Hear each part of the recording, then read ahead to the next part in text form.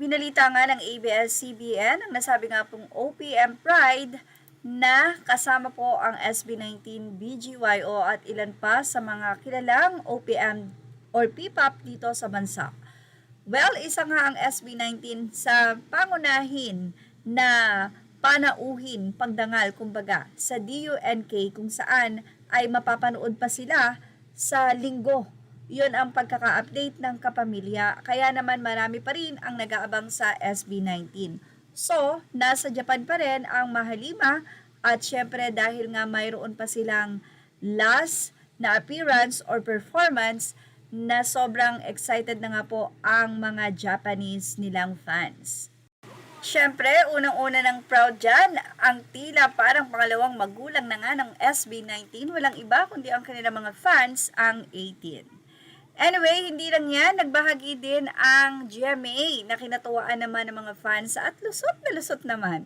Dahil doon nga sa naging update, nakikita na SB19, the first Pipino. So baka ito ang ibig sabihin ng GMA, nagkamali lang talaga. SB19 is set to make history as the first P-pop or Filipino group to perform at Lollapalooza 2026 with an 18 eagerly anticipating their global stage takeover in Chicago. A proud moment for Filipino music, SB19 takes the stage at Lollapalooza, one of the world's biggest music festival, Live Nation posted.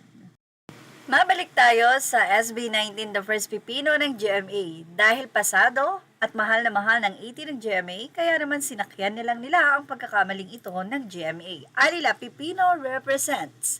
Nobody can beat the first Pipino. Legit ba to GMA? Ha ha ha ha. Kuhang-kuhang amats ng mga 18, 5 Pipino. Narito pa ang naging say ng ilang fans. Mga banong Pipino. Itago ang bendera ng mga Pipino at magsipag-uwian na tayo.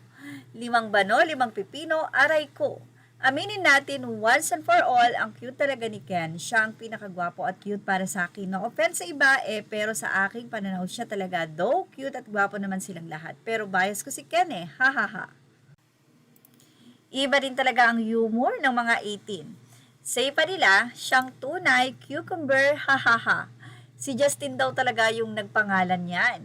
Kaka-proud ang 5 bano, first Pipino talaga. Di natapos ang gustong sabihin.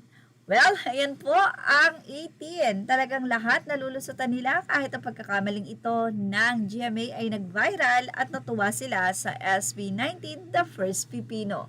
Images are all credit to the rightful owners. Thank you for watching. Showbiz Now.